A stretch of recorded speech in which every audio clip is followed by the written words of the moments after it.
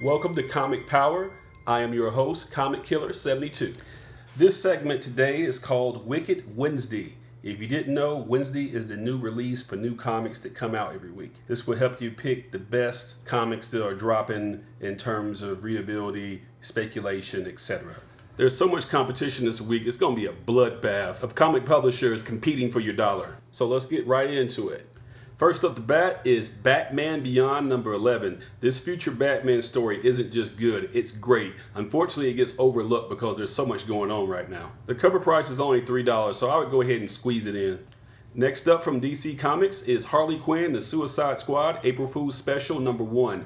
We have cover and interior art from Jim Lee. He's a legend. This is a can't miss. DC Comics is on fire this week, and they're giving us Justice League Darkseid War number 1. This could be a major sleeper in terms of investment for the future. On the cover is an image of Grail. Grail is the daughter of Darkseid, and we all know that DC Cinematic Universe is leading up to Darkseid. So anything associated with him is going to be a great collectible for the future. Be sure to get Grail's first appearance in Justice League Volume 2 number 40, which has this awesome Darkseid cover. Next up is Superman number 51. The writer Peter Tomasi is having a real good run on this title. Next up is Unfollow number 6 from Vertigo, which is a division of DC Comics. This is one of my favorite comics that comes out every month by far. It's the story of a social media billionaire who's dying, and he's going to leave his fortune to 140 random characters split evenly. So the people that's going to inherit the money start knocking each other off to increase their share of the pie. This title has already been optioned to become a television show in the future. As an investor, you want to get in early on this and go ahead and get Unfollow number 1 while you're at it. It sells for about $10 a piece on eBay right now. Read it, invest in it, it's fantastic. You want to be on this train. Now let's see what Marvel is up to. And that would be Deadpool, issue number 9. This is a storyline where he battles Sabretooth, and they're picking this up from issue number 8 where he also guest starred. The Merc with a Mouth is more popular than ever. Next up is Spider-Man number 3. This is the Miles Morales version of Spider-Man. Guest starring in this is Kamala Khan, aka the new Miss Marvel. The first issue has already gone into a second print. I expect issue number 2 and number 3 to do so as well. Marvel has really struck gold with Miles Morales and Kamala Khan. Spider-Man number 3 also has a Civil War homage cover which looks like this. So get in on the ground floor because this Miles Morales version of Spider-Man is really going somewhere. Now this next title is so special it needs a grand introduction, so here it goes. Deep down in the jungles of Wakanda, there was a prince that would one day become a king, and his name was T'Challa. But you know his majesty as Black Panther.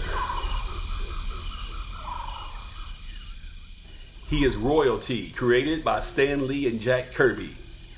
He has a vibranium suit and powers of the Panther God, which gives him super strength, flexibility, speed, agility. And he is sworn to protect his people against enemies, foreign and domestic. Yes, Black Panther kicks ass.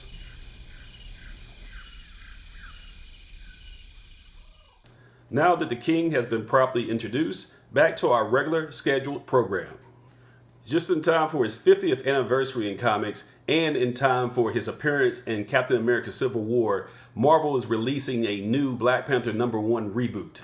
And this will give casual fans a chance to see how cool the character is. Shown here is the standard cover, but this is Marvel we're talking about. So you know you're going to get variants and plenty of them, like this hip-hop version variant. Even cooler is this version right here where he's confronting the Fantastic Four.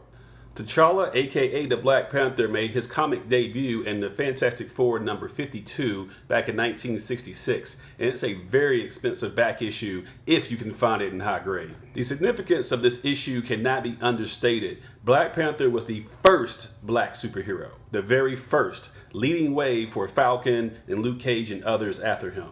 As you can see, I really respect the character and what he represents. Plus, he's a really cool character overall, seriously.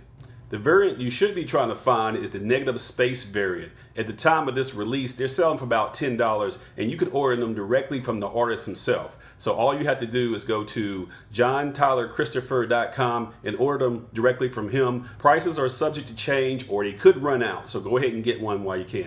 Moving right along, it's law that Marvel must give us a Star Wars book every week, so we're going to get Star Wars Poe Dameron #1.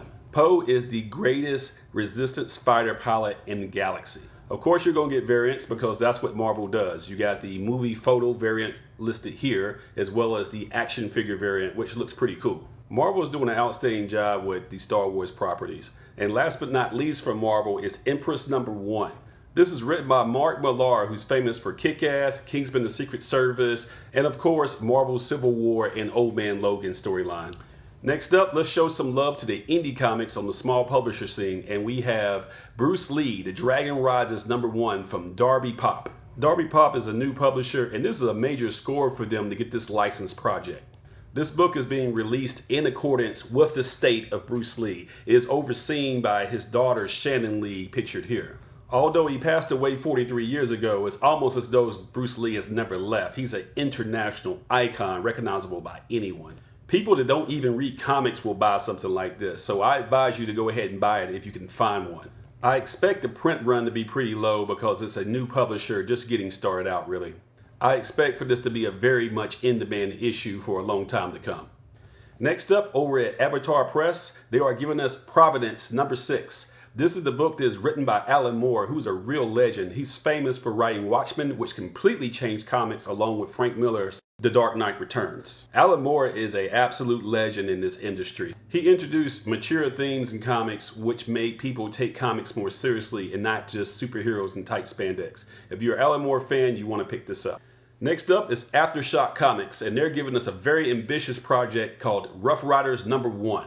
And I call it ambitious because it's mixing real historical figures with actual fictional events. You with me so far? So here's how it goes. In this story, Teddy Roosevelt is going to recruit some other American icons such as Annie Oakley, Harry Houdini, and Jack Johnson to help him fight not the Spanish in Cuba, but aliens in Cuba. I imagine that history teachers are torn on this because it's going to have kids reading history, but it's going to have them reading a version of history that really didn't happen, at least not this way. But hey, it's comics.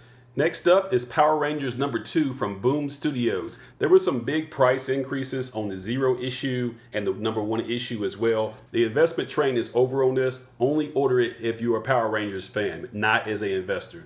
If we're talking indies, that means Image Comics, and they're giving us Discipline #2. This new comic series is mashing up horror meets 50 Shades of Grey. If you take those two and put them in the middle, that's what you got, and it's a very good read. Next up is The Wicked and Divine #18. The premise of the story is that the pagan and mythological gods of the past are returning to today, and they're inhabiting the body of young people to become rock stars and pop stars to influence the public. Being that it's 18 issues deep, I advise you to go ahead and pick up a trade paperback so you can catch up to what's going on, because there's a lot going on in this series. The writing and art is A+. I highly recommend this series. If you haven't picked it up, go ahead and get that trade paperback like I was saying and give it a shot.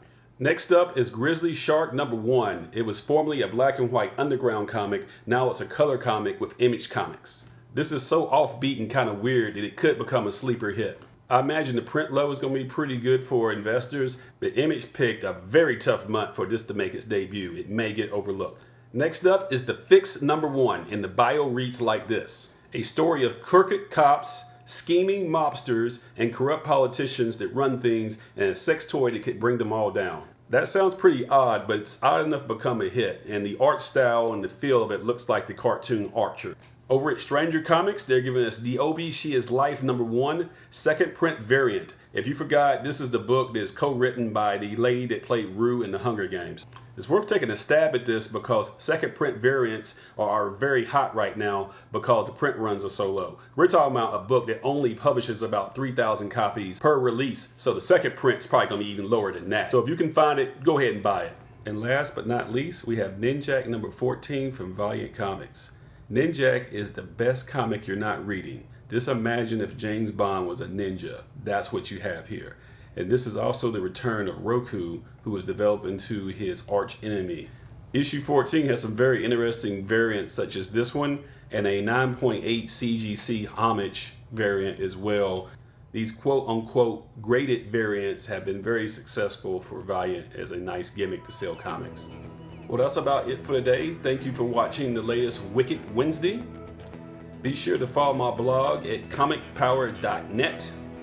On social media, follow me at facebook.com/comicpower.net and comicpower-universe.tumblr.com. And don't forget twitter.com/comicpowersub.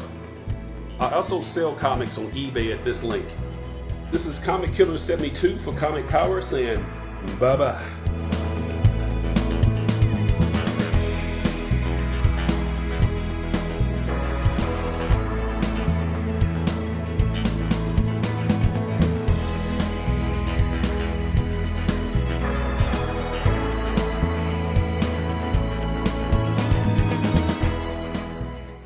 And don't forget to share this video, click on subscribe, give it a thumbs up, and tell everyone you know about this channel to help it grow. Thank you for your support.